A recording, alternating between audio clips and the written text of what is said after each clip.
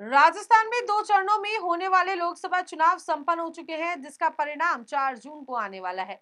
ऐसे में सभी प्रत्याशियों का भविष्य ईवीएम मशीन में कैद हो चुका है।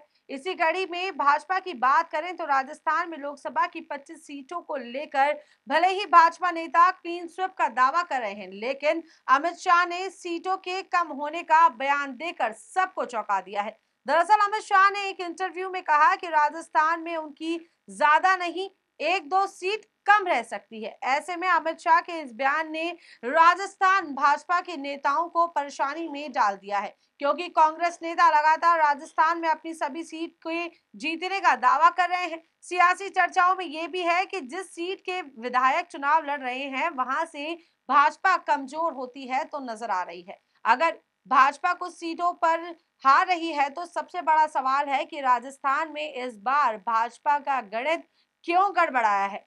क्या रणनीति चूक गई है?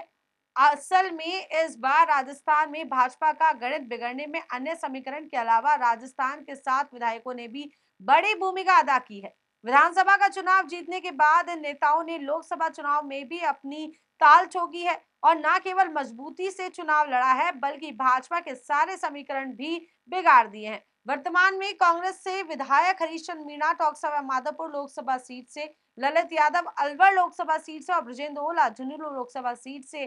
दौसा की बात करें तो विधायक मुरारीलाल मीणा दौसा लोकसभा सीट से, हनुमान बेनीवाल नागौर लोकसभा सीट से, बीएपी के विधायक राजकुमार रोध बांसवाड़ा डूंगरपुर लोकसभा सीट और बाड़मेर जैसलमेर लोकसभा सीट से शिव से निर्दलीय विधायक रविंद्र सिंह भाटी लोकसभा चुनाव लड़ रहे हैं।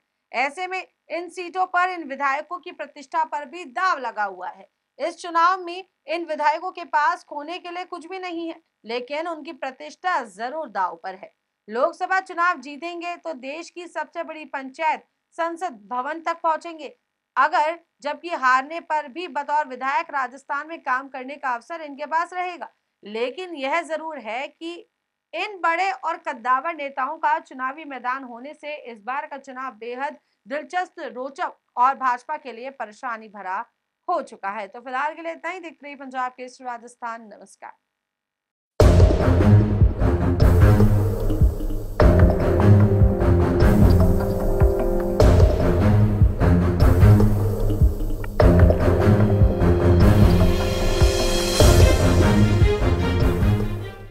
राजस्थान में 2 चरणों में होने वाले लोकसभा चुनाव संपन्न हो चुके हैं, जिसका परिणाम 4 जून को आने वाला है।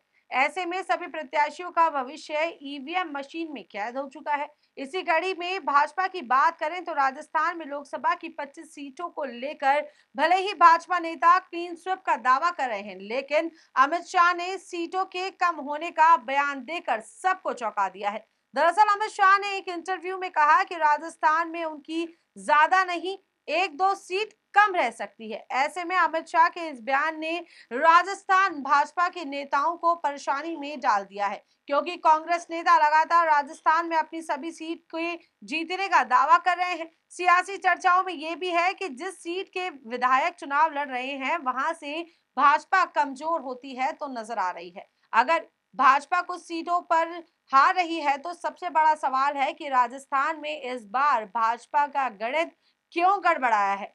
क्या रणनीति चूक गई है? असल में इस बार राजस्थान में भाजपा का गणित बिगड़ने में अन्य समीकरण के अलावा राजस्थान के 7 विधायकों ने भी बड़ी भूमिका अदा की है।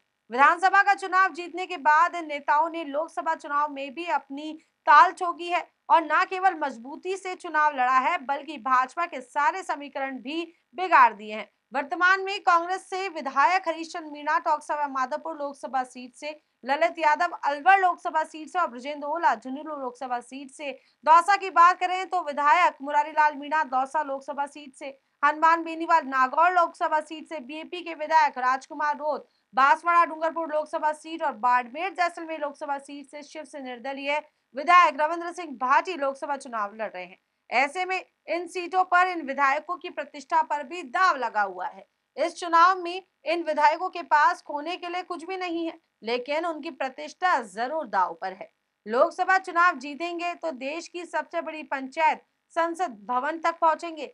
अगर जबकि हारने पर भी बतौर विधायक राजस्थान में काम करने का अवसर इनके पास रहेगा। लेकिन यह जरूर है कि इन बड़े और कद्दावर नेताओं का चुनावी मैदान होने से इस बार का चुनाव बेहद दिलचस्प, रोचक और भाजपा के लिए परेशानी भरा हो चुका है। तो फिलहाल के लिए इतना ही। देखते रहिए पंजाब केसरी राजस्थान। नमस्कार।